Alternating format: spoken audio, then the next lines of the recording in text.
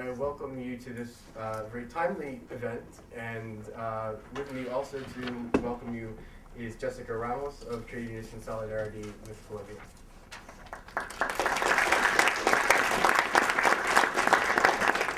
Thank you, Jeff. Good evening, and thank you for joining us tonight as we spread consciousness here at NYU on why we, as a society, can no longer condone corporations who do us wrong. On behalf of Tusk, I would like to welcome you tonight in revisiting a crisis that we've been fighting headstrong for years now. Trade Unionists in Solidarity with Colombia is a committee of New York City union members, most of us Colombian or of Colombian descent, who meet regularly to discuss eminent issues that concern the well-being of our union counterparts abroad, with issues such as the impunity of the Colombian government and the terror Coca-Cola has shed on its workers. We can no longer sit still. We can no longer keep quiet as we learn of the atrocities these men and women in Colombia are experiencing. Threats, kidnappings, tortures, and murders have taken place in response to unionization. We believe earning a living wage in order to provide ourselves and our families with food, shelter, and clothing is a human right, and we will stop at nothing to defend it. We are here today to stand together and send a clear and strong message to the administration of New York University that the ban against Coca-Cola on campus cannot be lifted.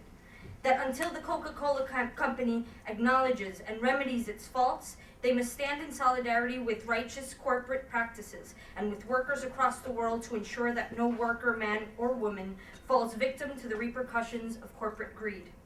As a student at Hofstra University, I was appalled to learn of the crimes committed against my people, but I was hopeful when I learned the role I could play to make sure these crimes were no more. My recruiter into the Killer Coke campaign and friend, Vanessa Kudabak, taught me how to produce flyers, and we posted them all over our campus. We convened with other conscious students, planned rallies, and ultimately organized a sit-in Hofstra University President Stuart Rabinowitz's office until he heard what we had to say. I can proudly say today Hofstra's exclusive contract with Coca-Cola ended in 2005, and it has not gone back into place since. Many times it's much easier to show solidarity with your own, but it takes far more courage to recognize the wrongs done unto others and do something about it. I applaud Jeff Olshansky and the rest of the team here at NYU for their ongoing efforts to keep Killer Coke off their campus. We must learn from their example and never forget that this can happen anywhere, that corporations have wronged our people here in this country, that Walmart workers, Starbucks workers, and Stella D'Oro workers are fighting as we speak for fair pay and fair labor practices. Ladies and gentlemen, this is a conversation to carry on outside tonight and discuss with our families, discuss with our friends, discuss with our coworkers. Please stop drinking Coca-Cola and encourage your favorite restaurant and your university to do so as well. Thank you. So our first two speakers are Crystal Ikaki and Erin Keskany, who were active students. They were founding members of the Killer Coke off-campus campaign that happened here a few years ago.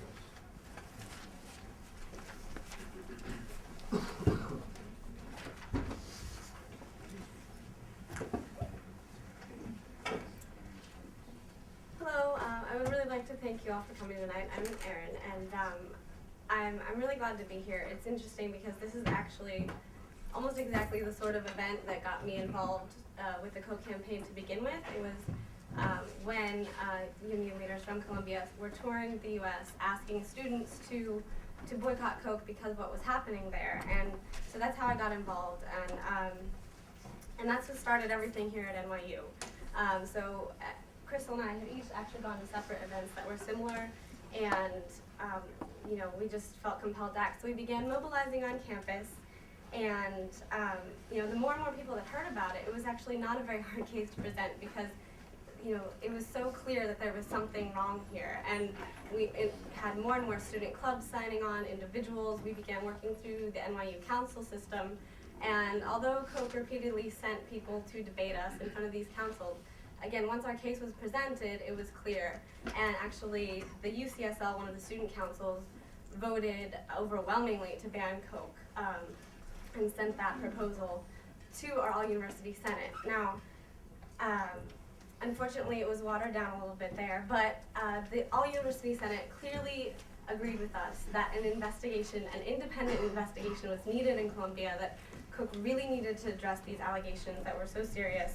And so they called on Coke to do this. Now, fortunately, NYU is a founding member of the Worker Rights Consortium, or WRC, which is a body that traditionally has investigated apparel companies to make sure that the people who work creating collegiate apparel are being respected. So at the request of many different universities, they agreed to come up with a protocol for an investigation in Colombia. So they worked with students and administrators from many different universities in the US, independent labor experts, and they even worked with Coca-Cola to come up with this protocol to address the situation. Now, they made every effort to address the concerns that Coke had. You know, they had all sorts of complaints.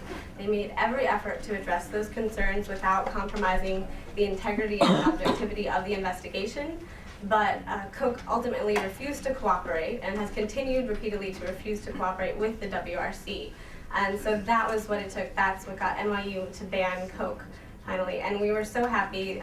In 2005, we did ban it from the campus. It sent a clear message, you know, that Coke needed to address the situation, and that if they want to be on our campus, they need to treat their workers with respect.